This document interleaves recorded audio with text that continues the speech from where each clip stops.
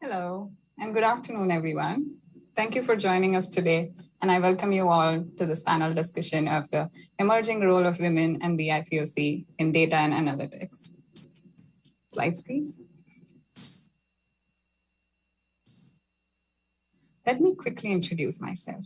So I'm Gauri Patil, and I'm a brand woman in the field of business analytics and data science. Did that sound odd? And why did I hesitate while saying it out loud in front of large audience? If you're like me, do you also hesitate to self-identify on websites? But isn't the whole point of the self-identification that these companies provide us with inclusive environment and equitable opportunities? I tried to look at my hesitation from a data analyst perspective and found that there are three major components to it. Next slide. Data, people, us, and machines.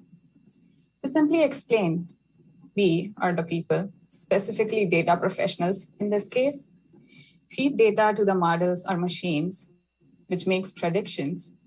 And then we or machines make decisions based on these predictions, which in turn again generates data. How is this related to my hesitation? Well, here's the catch. Next slide. Almost all the data sets generated by these systems are biased. There are many different types of biases, and we as humans pass these biases onto the data. This data then represents constructed reality and not the natural one. We as a people are at the center of it. We create the data, we train these models and machines, and we are the ones that are affected by their applications again. There is lack of diversity and inclusiveness among these professional groups as well. 70% of data scientists are white. Only 15% of data analytics community is women, and less than 5% is Black or African Americans. The result of these applications and such models are not just inaccurate, but also harmful. Google's ad buying algorithm or portal returned adult content when searched for Black, Asian, or Latina girls, or even boys of same ethnicity. And when searched for white girls or white boys, it did not return any such results. Medical algorithm, which predicts if patients will need complex healthcare, favored white patients over sick Black patients. And the controversial facial recognition algorithm, NIST found that many algorithms falsely identify African American or Asian faces up to 10 to 100 times more than Caucasian faces. 10 to 100 times. We fear of machines taking over in the future, while in present machines have already started discriminating in harmful ways. But there's a hope. As data scientists or analytic professionals, we need to be extra careful about making this data as unbiased as possible and improve the accuracy of these models on the underrepresented groups. Year 2020 was an eye-opener and remarkable year that sparked discussions about racial equity and DEI. After the unfortunate incidents of killings of George Floyd, Breonna Taylor, and more, it created this movement where we recognize the pressing need for DEI and racial equity in all areas. Companies and people came forward with their research and documentaries. It was a year of disruption via awareness. Some of the famous works are listed here, and I urge you to take out some time and learn more about this topic. The journey to DEI is a long one, but we have made a good start, and this panel discussion is a part of it. With that being said, I would like to introduce our panel to you. Myself again, Gauri Patil. I'm an MSBA student, and I worked on an applied project for the city of Linwood in park analysis project. I got to work on demographic data in this project. I'm also a student representative for DEI Advisory Council here at Milgard's. I have today with me Jessica Slicker, the MD and MBA, and she's a family physician and medical director for Virginia Mason Franciscan Health Mission Control and Virtual Hospital. Crystal Sosi, she's currently completing her PhD in genomics and health disparities at Vanderbilt University. She's also a founder of first US indigenous-led biobank, the Native Biodata Consortium. I have my fellow classmate here, Lindsay Grace, who who is the Executive Coordinator for Gender Equality Division at the Bill and Melinda Gates Foundation. And then my senior, Aaron Brown, MSBA alumni, who is a Data Analytics Manager at Common Spirit Health and co-founder and analytics consultant at AP3 Analytics. Thank you for being here with me today. With that, let's start with our first question. I would like you to answer in the same order, going forward with Lindsay, Crystal, going forward with Jessica, Crystal, Lindsay, and then Aaron. Tell us about your story. What was your pathway into the field of data analytics? From your perspective, what is it about you or the opportunities that you leveraged that help you overcome these odds? Hey, I'm Jessica Schlicker. As our host mentioned, I'm a family doctor. I had been practicing as a family doctor for about 8 years and really advocating for quality of care. And I realized that it wasn't working.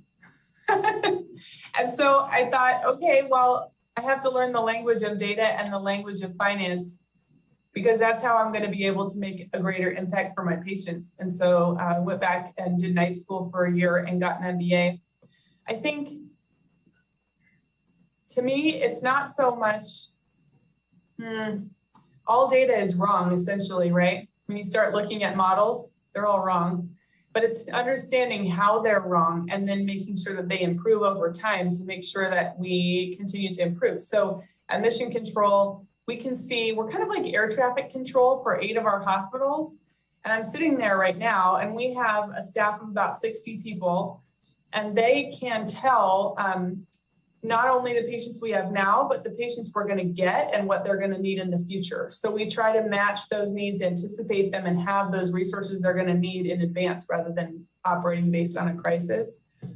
I would say the hardest thing about being women in data is feeling guilty about my kids.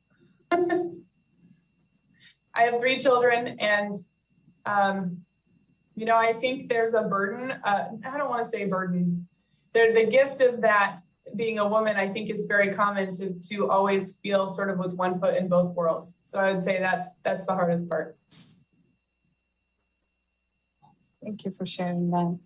Crystal? Yes, everyone. Hello, I'm Dinesh Azad. I am an indigenous genomicist mostly, and bioethicist, and by nature happen to deal a lot with data. So my story is that I was actually originally a lab-based individual studying cancer, and I actually patented a couple of therapies related to early detection and imaging using ultrasonography to detect cancer. And I thought that was my trajectory. Like, I was going to become a cancer biologist and, try to understand how this variety of conditions has become so resultant in so many communities. But I actually, my attempt at a PhD in cancer biology ended very shortly because I realized that as an indigenous person, that there really aren't that many of us in STEM fields. Like, for instance, growing up, we were taught to go to college, first of all, whatever it was that term meant, go to college. And we were encouraged to become doctors and lawyers and engineers and teachers. None of us were ever encouraged to become a scientist, because how do you, what's the conceptual framework of Western science for indigenous communities historically? It has not been great. And then, being able to come back to our communities with a science background, how does one do that?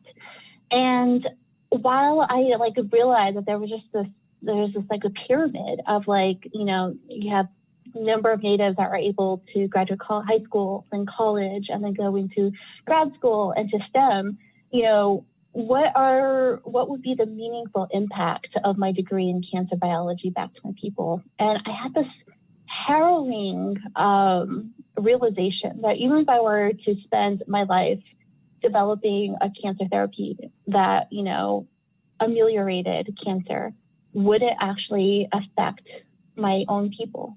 If you think about preventative healthcare and its availability, and the availability of oncology as a subspecialty in our communities. That's such a huge structural barriers to healthcare. Like, would my developing like the latest tier drug even trickle down to my community? Probably not, unfortunately. That's just how insurance works. I know, because I worked for an insurance company, which is in data scientist as an analyst, so that's a separate story. So I went back to Arizona State University, which was my university undergraduate in alma mater, and I intended to go into law. And, you know, I wanted to learn more about the relationship between science and law. So that actually led me to a degree in bioethics. And Arizona State University has admired in the after effects of the Havasupai lawsuit and controversy. And if you don't know what this lawsuit is, it's basically Arizona Board of Regents researchers at the two state universities in Arizona State and U of A, there's a huge lawsuit, and that data was being collected, and blood samples from those data were being collected from members of the Havasupai tribe, which lives at the base of the Grand Canyon. And they were broadly consented for use of those samples. And the community members thought that the samples were being used to study type 2 diabetes, and ended up that their data was being used potentially for other publications related to like schizophrenia and accusations of incest and, you know, and migration theories, origin narratives that are different from their own.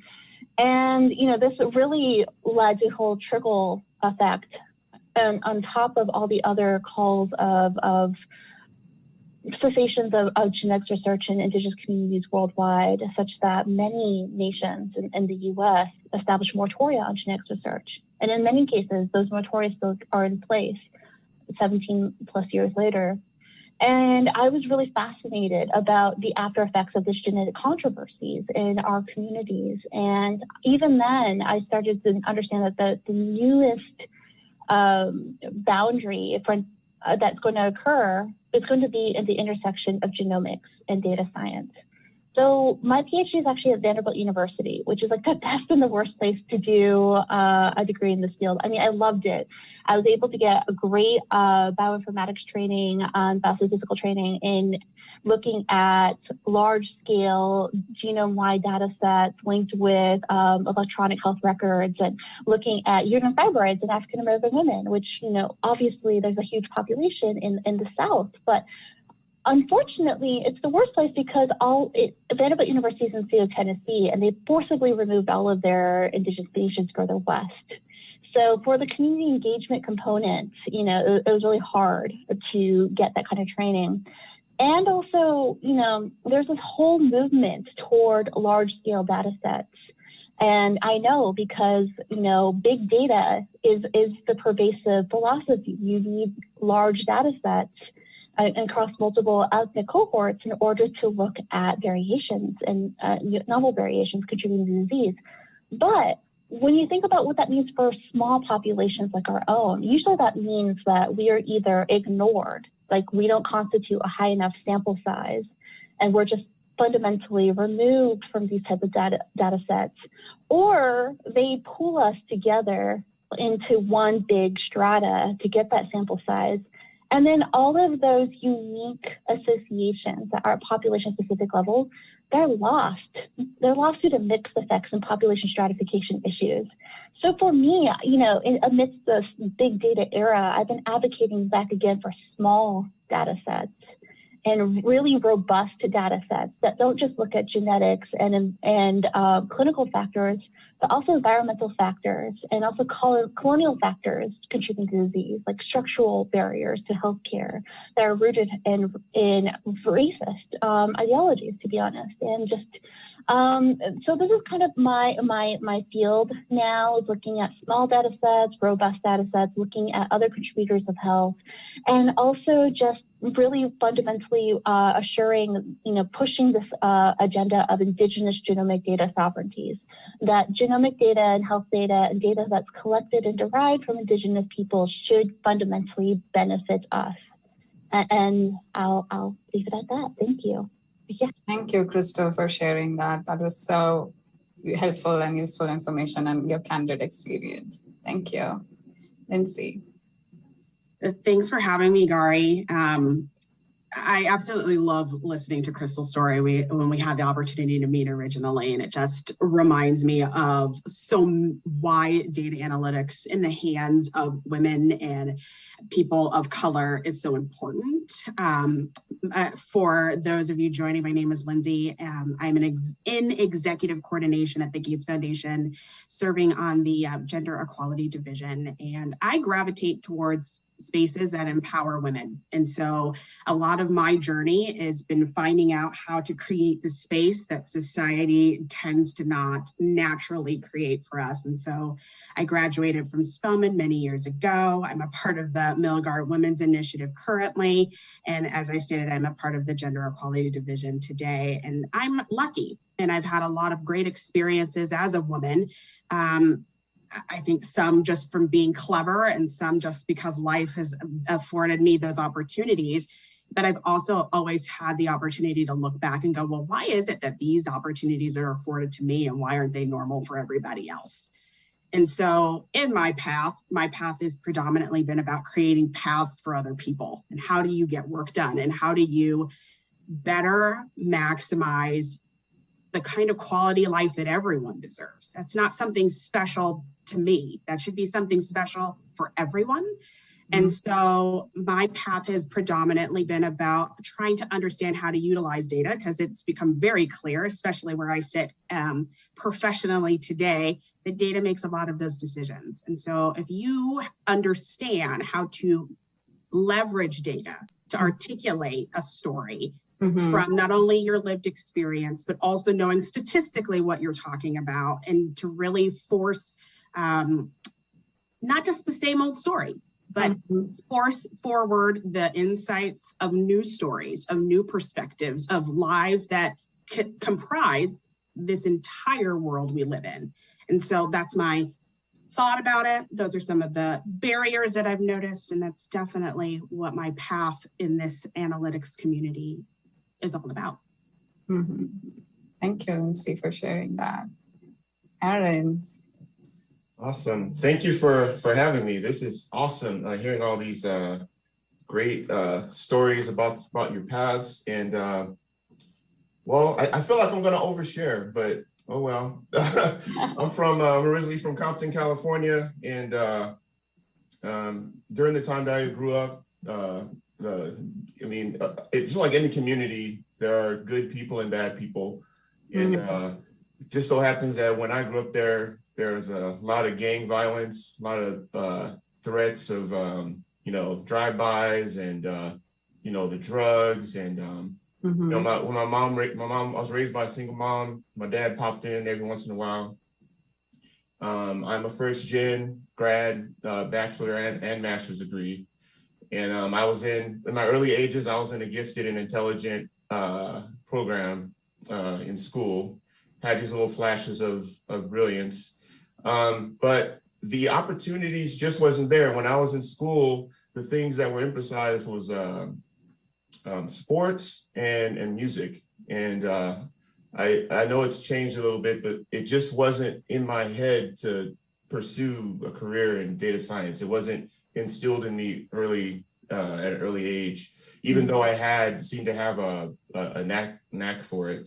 And then also coupled with that, there was like a survival mentality that I had to maintain. And a survival mentality is it's like you have to focus on your surroundings and know where you are, the graffiti on the wall, what people are wearing. Do you recognize that car? Do you know the people in that car? Well, okay, and then having a plan of action if something happens, where you're going to run, or do you fight or flight, that kind of thing. And you're constantly on edge.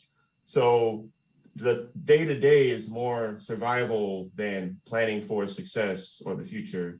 And then when I joined the military, which was probably the best decision I ever made, but it was one of very few options that I had at the time. They reinforced that survival mentality of how to survive, and how to fight. And then when my career began to take off, I brought that survival mentality with me in the early years of my career. where, and mostly because of being the only African-American male, even at all in these spaces, I felt this tremendous pressure to perform, and that I was representing my whole entire race to these, to these people. And that if I failed, I'd be failing not just myself, but I'd be failing like everyone. And I just perceived also that I didn't have, I guess what I'm saying is many of the barriers that I had were psychological, and because of the mentality that I brought into the space. And I perceived that that I didn't have the right or the freedom to be my authentic self in this space. Like I did things like I started talking, I changed the way, I wasn't allowed, I always smiled, I was happy. I didn't want to make anyone feel bad. So I always smiled, you don't want the black guy to be mad. I also, when they had Friday Jeans Day, where you wore jeans, I didn't allow I had always looked professional. And then I talked like Kermit the Frog, I didn't bring in, how some people from the South, they'll bring in their y'all and this and all that. I didn't bring in any of that so that I wouldn't destroy my credibility with my colleagues. And then also there's this perception that no matter what I did to develop myself and to better myself, that I would never be at the level that they thought I should be. And these things were and even other African Americans that I ran into, we put on our masks, around everyone else. But then when we got together, we took our masks off and we started having these conversations and about our experiences, and they were very similar as far as the bias and how come when we're new and we ask a question, the response is as if we don't know anything at all. How come when you're new and you make a mistake, that little simple mistake that anyone would make when they're new, it's treated like it's a catastrophe, and they feel like, oh, why we hire them? Why are these people telling me, hey, do you know any other African Americans that are looking for a job? Because we were lucky to get you because, they don't test very high. Why would, those kind of things. And so I overcame these psychological barriers by focusing my energy on the things that I could control. And that was, I could control how I felt about myself. I got away from that survival mentality. Instead of looking for a safe space outside of me, I found it on the inside and started saying, hey, I may not know this, but I can learn, and I started getting my education and developing myself and applying for opportunities that I felt I was qualified for. And that has worked for me. Thank you, Aaron. Thank you, everyone, for sharing their candid experiences and stories. And thank you for being so open and honest. This is truly inspiring. All right, let's move on to the next question. And what, according to you, or according to your research, is at stake in this emerging field when racial and gender composition of data scientists don't match up with the population? How does bias in data science applications affect the society, and what could be the impact of continued discrimination through these models and algorithms in the future? Jessica? I think one of the most dangerous things that happens is you get sort of a test to fit model starting to happen. So you might find that you can fit, a data set to a line by using 91 inputs, right? And that might predict that, Black males who are born on a Tuesday tend to have 1 foot larger than the other, but it doesn't mean anything, right? So it can be like, I'm seeing Aaron laugh. It's like, can become a new framework for like really stupid racist assumptions that don't make any sense. So I think if you don't have people, we had one model that's the example, it had 91 inputs. This is so great. This is going to tell you, exactly how likely the patient is to die. Well, if you look at the doctor and nurse treating the patient and you ask them, or you use an extremely simple algorithm with maybe like, I call it regular eye. Like we don't even need AI, we just need normal common sense. It usually actually performs better and it's less likely to have bias, right? So I guess the other point I would say to that, and I was listening to Aaron's story too, is, there was something that Michelle Obama said in her documentary recently, which is the people at the table They don't even know how they got there. They don't know. They're nothing special. And I loved it when she said that, because I think that has happened so many times to me, where I walk into a room and there are choices on where to sit, right? Like there's the main table, which looks scary. And then there's like in the corner. Never sit in the corner. Take the best seat you can take, even if it makes you uncomfortable. Sit down, be present, you know. And I think also when, in terms of the data part, when there are outputs from the data, I think it's extremely important that every person look at it through an equity lens. So like, I'm a white lady, right? But I'm also a foster parent. My dad was a public defender and I help run a free clinic. So I might look like I wouldn't be interested in those issues, but for me, the privilege of being in that space is that I can be a huge pain in the butt and I can push harder and get away with it than other people. So if they say, okay, here's this data set, and I think we should market this service to neighborhoods with high home ownership, I can say, you know, that's interesting, but I feel like that's intrinsically racist. Can we talk about how that will mean that the patients who are actually sick will not be reached by this initiative? Right? I think you have to be unafraid to come out and say that. And I think, you know, as long as you're respectful and you come at it from a place of curiosity, especially white people, I think you can get away with a lot. That's so honest. Thank you so much for sharing that. And definitely so helpful. Crystal? Oh, so this is a message that has been told to us about large-scale diversity projects to Indigenous peoples. And the message that researchers have given to Indigenous communities over and over again is, if you are not part of these data sets, you will miss out on the benefits of precision medicine and health. Let's examine that for a little bit and understand how this comes from a very biased and privileged viewpoint, and it's actually coercive. So there are reasons why Indigenous peoples have opted out, some of them, from genomics research due to recent historical harms, right? This is not something that is, you know, several decades ago. This is within the past 10 to 20 years and even ongoing. That Indigenous biomarkers that have been collected from our peoples were collected under questionable informed consent, broad consent, from really vulnerable populations in Central and South America. And sometimes we wonder if they were even consented in their Indigenous language. Now those biomarkers are now openly available for, of course, the benefit of humanity and also science, but it was also accessible to for-profit companies like Ancestry DNA and 23andMe. So when you have a test that estimates Native American ancestry, they're not calling on U.S. Indigenous biomarkers because U.S. tribes have opted out. They're calling on these exploited biomarkers that have been collected from unprotected peoples. And yet Ancestry, you know, until they were bought out for like $6 billion, you know, would make $1 billion profit every holiday quarter, you know. And their number one question, according to the blog, is, why isn't my Native American ancestry showing up? So questions about biopiracy and biocommercialism are really at the forefront of our concerns. And they've never been addressed. And we've gone back before. We went from broad consenting to like study informed consent. And then we decided that was too laborious for the harmonization and collection of data. So now we're going to broad consent, but we haven't actually addressed those issues at play that cause those harms to begin with. And now on top of that, we're giving the message, oh, Indigenous peoples, you're going to miss out on these next advances.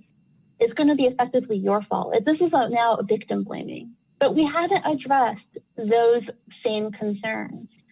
And let's talk about, too, the lack of the overselling of the promise of precision medicine, and that we're not addressing the real factors of structural health.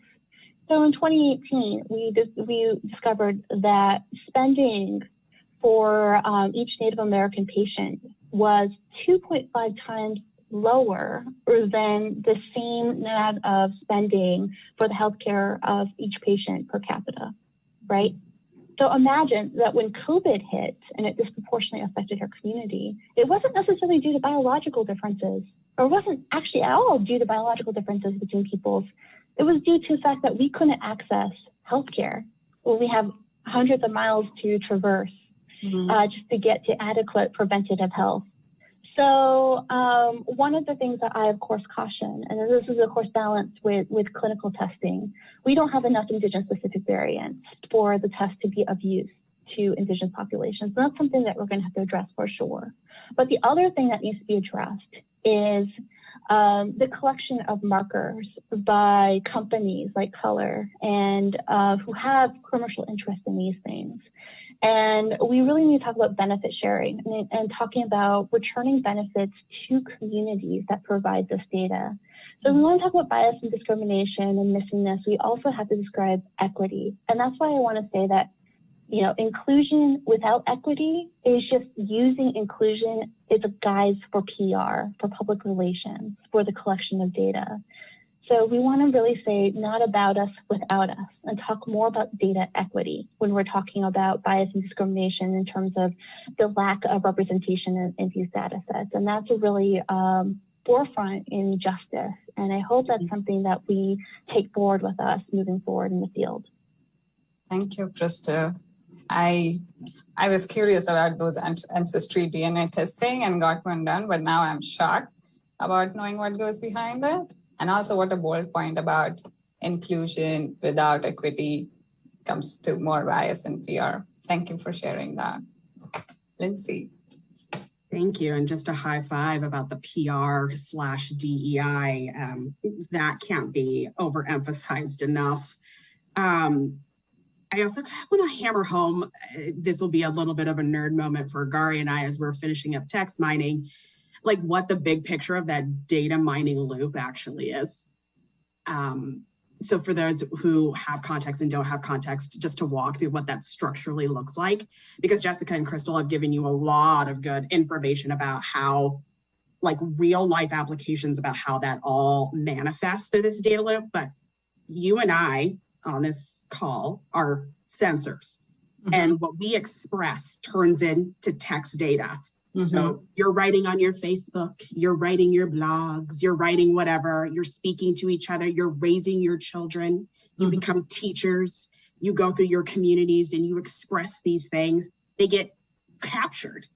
We're in a very real world where even everything we're saying today is recorded, everything, right? It gets together, it gets joined together. Then there's these predictors that come out of that. And based on who's actually doing all of this and who these sensors are and who is actually informing these predictive models, there's certain truths that then are manifested into our very real world. Like the loop is you as a sensor talk, express, what you're talking about gets mined, predictors get generated, those go into predictive models to predict your behavior, your outcomes. And then those predicted values get fed into the real world and then they change it. That's what the big data mining loop is.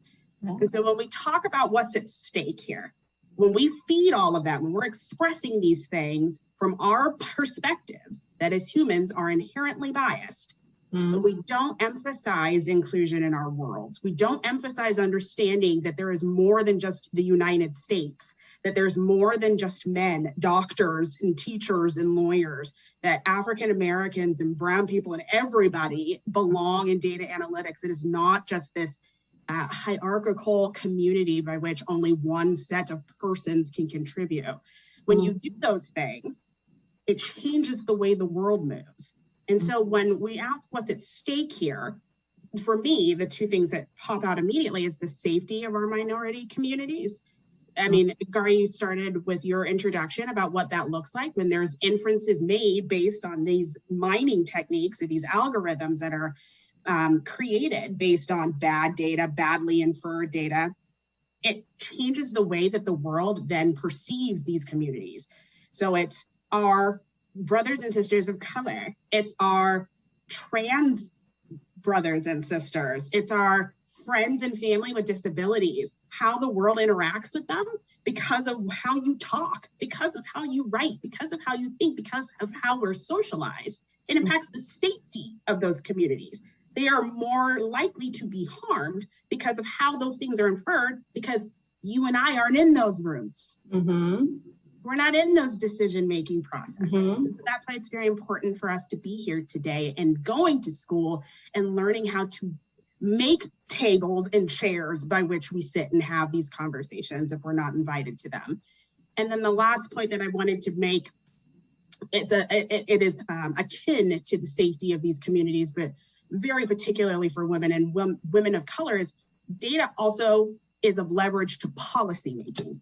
And so I just wanted to make sure to emphasize that as we're seeing these laws enacted about, complete bans of abortion and women who, could die while giving birth, or all kinds of other things besides just behavior. And there's morality politics that are laden in that we won't get into, but there's policy that goes into this. The data says that, well, if women have access to this, they'll behave badly, which is completely insane. But just to say, data feeds these kind of policies, and Crystal hit on this. It hits at a policy that changes the way the world relates with women, but it doesn't get at the structural issues around it. So, so it completely misses women who don't even get sex education or can't get contraceptives, can't get to clinics, have never learned what it means to protect yourself, don't have the right per religious reasons to protect themselves. So when you don't have this larger context feeding these algorithms, these predictive models, you're missing so much of what actually is the truth. You're missing the real point. And so what's at stake is you're missing the real point. And so you're missing real people and you're putting them in danger. Yeah. Thank you, Lindsay. Thank you so much. That was very interesting. It reminded me of the Social Dilemma documentary, how we are controlled with that data. Try to keep my content minimum and contribute the least to all of this. But you mentioned a really great point about it's not just about race, equity, about being women. It's more to that. There's more to that. The LGBTQ community, the disabled community, and also about the impact. It's from top bottom, right? So we have to be proactive wherever we are getting these opportunities to speak up, to take these actions towards equitable opportunities and inclusiveness. Thank you. Aaron. Awesome. Wow. I feel like I'm in church. This is awesome. You guys have made some awesome points. I'm just going to keep mine short and sweet. And I think what's at stake is just like a huge opportunity to make an impact. Like historically, people of color have made significant contributions in the domain of math and science. And, I wasn't really taught about these people. I had to discover them on my own later in life, about Dr. Daniel Hell Williams and, Benjamin Banneker and all these other names. And, but, even more recently, like Dr. Shirley Ann Jackson, the first African-American female to get her doctorate degree from MIT. I just feel like that's what's at stake. It's just an opportunity for women and people of color just to make a huge and significant contribution as we have in the past. And, and just to hear more of those stories, where it isn't just history, it's current events as well. Thank you, Aaron. So I know we all touched on these points a little bit, but to more emphasize it, what is in our hands to make this data and its application anti-racist? What can data scientists or us as data professionals do to address these disparities? Yeah, I think a couple things about that. From a healthcare perspective, I think remembering that 90% of your health is not healthcare. I mean, I'm appreciative I have a job, but 90% has nothing to do with me, right? So like 10%, you've got a yeast infection or something, I'll help you. But most of the time, we're talking about structural economic inequalities, right? I mean, I think at the beginning of creating data and at the end of interpreting data and everywhere in between, thinking about Ibram Kendi would say, like, thinking about at every moment whether what you're putting in is coming in from a standpoint of thinking how that affects different people, right? And having the courage to say, like, I think one of our customers, they say, let's have an equity moment, right? But I think it's more like when you're creating a model, it's also the intention of what you put into it is very important. There's been a lot of weaponizing of data, I would say. Once patients arrive in the hospital, if you control for economic measures and sicknesses that they already have, outcomes between race are actually the same. So I think sometimes saying like, oh, it's all social determinants of health, that also to me is victim blaming. It's saying that there's something intrinsically wrong with people of a certain race that means that they die more often, which is kind of a cheap trick. It's kind of an easy answer, but it's not true, right? So if there's not something intrinsically wrong with a certain group, then it means that there are other factors that are causing them to die more often. We as a society don't like to think about economic inequality, but if you actually take that out, it takes out, I mean, I'd be interested in what the other people say, but I think it would take out most of the difference, right? But we can talk about like, okay, we're gonna hire one person of color. Well, that doesn't mean that we address the fact that we don't care for everyone equally, right? Mm-hmm. So like at our free clinic, there's all kind of diversity. Actually, they're all white, but there's lots of diversity in terms of economics, right?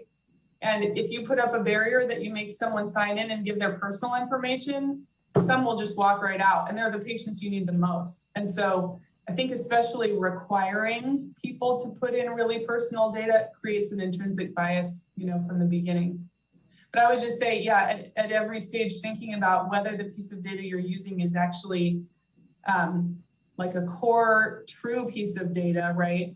Or if it's a surrogate for really an economic disparity, because there ends up, there's lots of things. Oh, well, Black people don't really want to be vaccinated.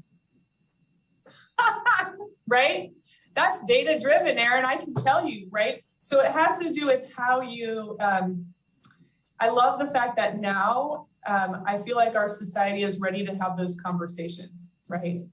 And when I went to volunteer to give vaccines and I would get a 95-year-old Black lady who sat down, I could have a little bit of understanding of why she may not be comfortable, right? But I think data, while it's hugely powerful, is very easy to mislead, Yeah. I'm having so many of those aha moments, hearing all your stories and insights. Thank you so much for sharing this. Crystal. So in genetics, there's this huge problem that we've had in the field historically and also currently, in that we too simply biologicize race. Like we are just like looking at race in terms of biological factors, and that leads to so many issues rooted in racism that are harmful and discriminatory, and also ultimately leads to poor assumptions about our peoples and our health. So like my friend and colleague, Yalu Fox, he talks about just so stories. And these are like really reductive narratives about population-specific variants. And this is really important because when you think about what the goal of genomic and precision medicine is, which is to look at new variants related to that could be predictive of health, all of the lowest hanging fruit has already been picked, right? The common variants that lead to common disease, they've already been investigated. Variants that are Mendelian have been long investigated. What's of interest are rare variants in populations that have been, like ours, like indigenous people, small, underrepresented. Sometimes we're called the last frontier or like the source of hidden variation. There have been large-scale diversity projects whose goals were to sample us before we, quote, vanished or disappeared, highlighting the racism in the field already. But we're also we're looking for rare variations in populations that are already disempowered. Thus, continuing that cycle of exploitation. But we're also reducing people's characterizations to biology. And that can lead to, possibly deadly decisions as well. So what I advocate is like looking at other covariates that might be more predictive of health disparities, like the structural barriers, like the colonial factors, and also just educating researchers and other peoples in the public. We want to promote that indigeneity is more based on culture and kinship, and not necessarily biological kinship at that as well. It's a social and political distinction. And that's something that I aim to talk about in the media as much as I can. Like, for instance, with the whole Elizabeth Warren controversy, her presidential platform and her announcement to run for president was tied with her supposed link to a Native American background. And, the assumptions underlying that test was by, a top geneticist at Stanford University, who's given the MacArthur Genius Award too, that perpetuated that type of research. So it's really important for members of the community to be vocal and be present and counteract these narratives, especially when these assumptions and these stereotypes are held against us. And it's really important for us to be there to counter it and hopefully redirect the conversation to mobilize change where action needs to be changed. Thank you, Krista. Lindsay? So I think that what I would advocate most is just continue to be diligent in challenging data and really seek to understand it. It's not just, and that's no easy feat as we're matriculating through this program. It's not as easy as sliding in a CSV into Tableau and seeing what correlates. There's a lot more to it. There's a lot of research that goes into it. There's so much reading that is absolutely necessary. And again, as I think I stated probably in the first question that you asked, Gary, is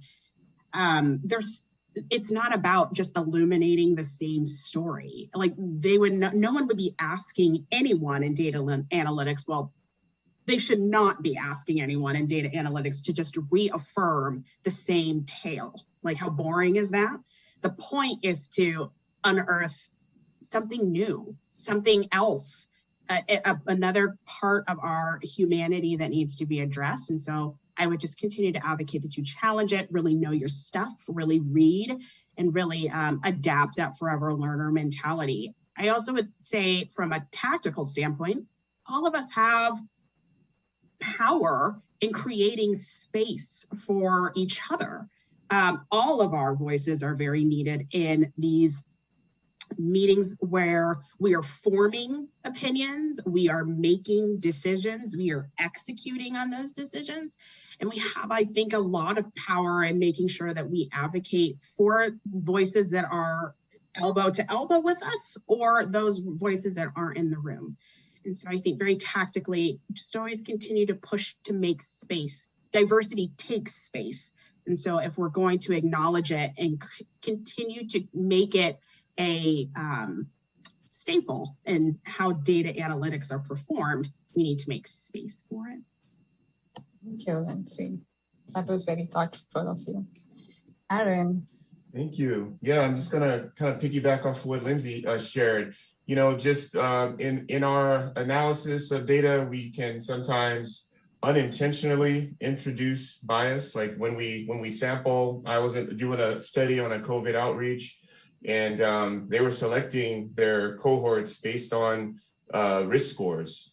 And when you do that and you don't pay attention to the racial breakdown, you could arrive at certain conclusions that exclude certain groups, people of color. And so I'm just thinking, maybe something as simple as using Simpson's diversity index or something, just to analyze the cohorts to see, is the diversity level consistent, in the control group into each cohort, just to ensure that that's maintained, throughout, and that, things are divided appropriately in the data. Thank you. Thanks. All right. Being respectful of everyone's time, we do have some questions in the chat, and I also have one last question, and I think they kind of answer the same point. So the question goes like, have you faced macro or microaggressions in your industry, and how did you deal with that? Were there any consequences for the people who perpetuated macro or microaggressions? I'm a STEM major about to graduate, and having faced these issues as a minority woman in STEM, I have constant thoughts of leaving STEM completely due to these issues and feeling like I don't belong in STEM spaces. And my question was, what is the one final key takeaway from today's discussion for audience, which can be a stepping stone, a starting point towards equitable and inclusive data science and analytics? And basically, you can answer this with what can we do at this moment, and what have you done at this moment or coming all along to navigate these challenges? Jessica. Well, that's a nice big question. Thank you. I'm probably the least qualified person on the panel to talk about micro or macro aggression. So I guess just I would say that in terms of overall take-home points, you know, there have been times in my career for sure when I felt like what I was trying to do didn't belong. And I got to a point probably 5 years ago where I was really thinking about health equity and feeling stuck. And then I thought, you know what? I didn't make a decision to refuse to become discouraged. I just refuse. You know, if you just lay down on the ground, then the devil doesn't even have to do any work because you're not even going to get up, right? So I think it might, for me, it took being, you know, getting to a place psychologically where I felt pretty low to think like, okay, I'm not taking this attitude one step further, right? Like I refuse to be discouraged. The other thing I was thinking about while some were talking too is that everyone else at the table does not feel safe and they do not feel competent. And if you wait until you feel safe and competent and you have your full armor on, then you won't show up for your team. And I say to my team all the time, hey, I don't know how to do this, but if you could help me and just have pity on me because I'm just a doctor, I don't understand. You know, there's lots of things that they do, you know, the nursing staff and the people who do staffing for our hospitals that I'm never going to understand. But if you can come at them with humility and be willing to not feel safe and not feel competent, that's when you really start to learn. I guess the last part is our mission control has been open at Franciscan for 2 years. And some of the things we initially tried to do in terms of really advocating for our patients initially seemed impossible. And we just started to do them. And we started to use language like, our standard is blank. This is how we do business. And it wasn't true at all in the beginning. And then we just kept saying it. And eventually we started hearing it back. Well, actually, I'm pretty sure this company standard is, you know, this particular thing. And it's just because we had persisted in that, right? We had said, this is the way it's going to be. And I think when you're protecting patients, especially, that's really important, but it didn't have anything to do with asking permission. I'm a huge fan of not asking any question that you don't want an answer to. If you can just make the change and move ahead, ride the pony, see how far you can get. And I would encourage everyone to do that, you know, as often as possible. Thank you, Jessica. That's really a breakthrough way of getting at things. Crystal. No, thank you. It's a good question. Microaggressions and it's something I've encountered all throughout all my stages of my career, and it never gets easier. It never does.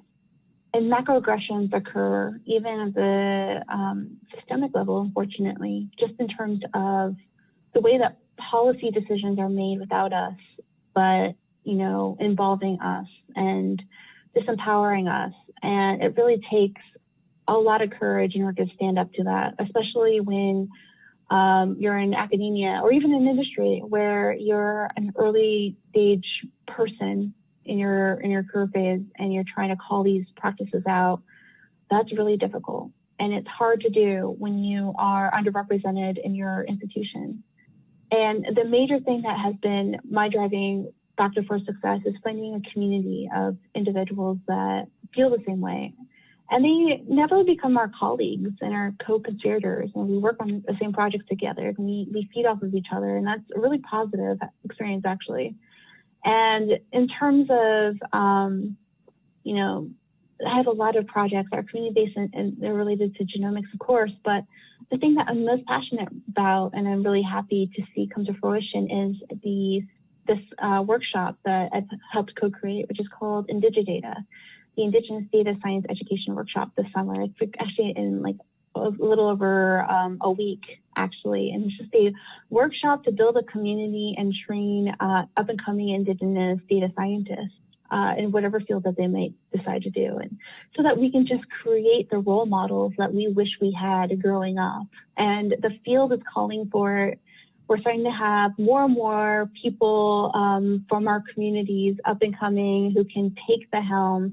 And it's more about encouraging them and empowering ourselves as a whole. And if we can find that in our own communities and replicate that, I think that just bringing the positivity forward is just a great driving factor. Thank you. Lindsay. Such a good question. As everyone has said, it's microaggressions, aggressions.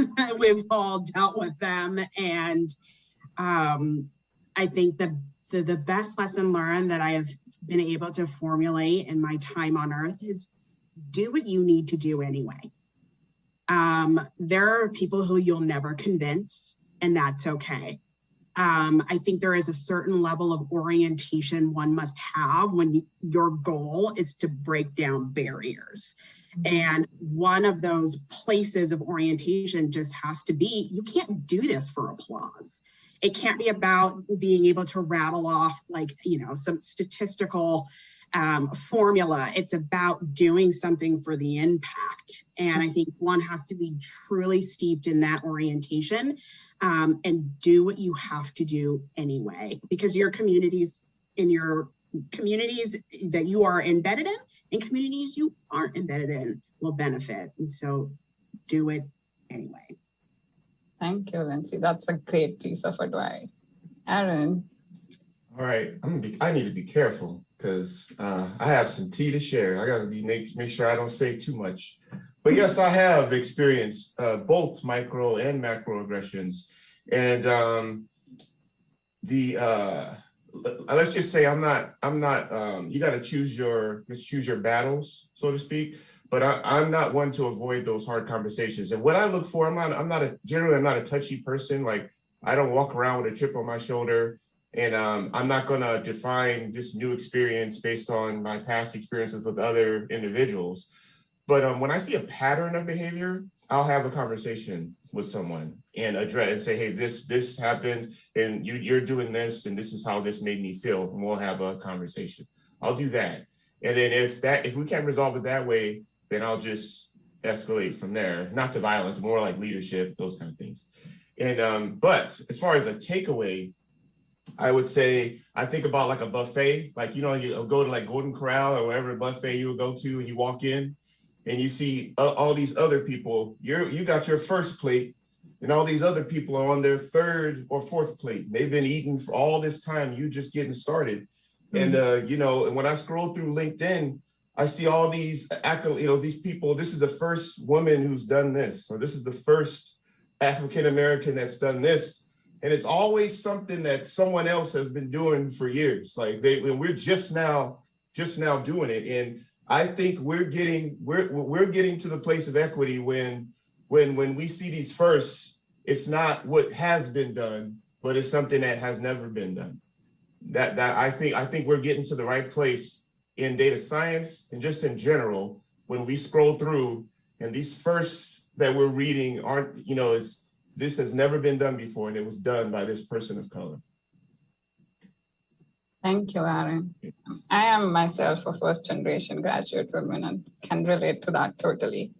We have come to our time, NCR, and it has been a wonderful discussion. I would love to continue this, but we have to have a hard stop.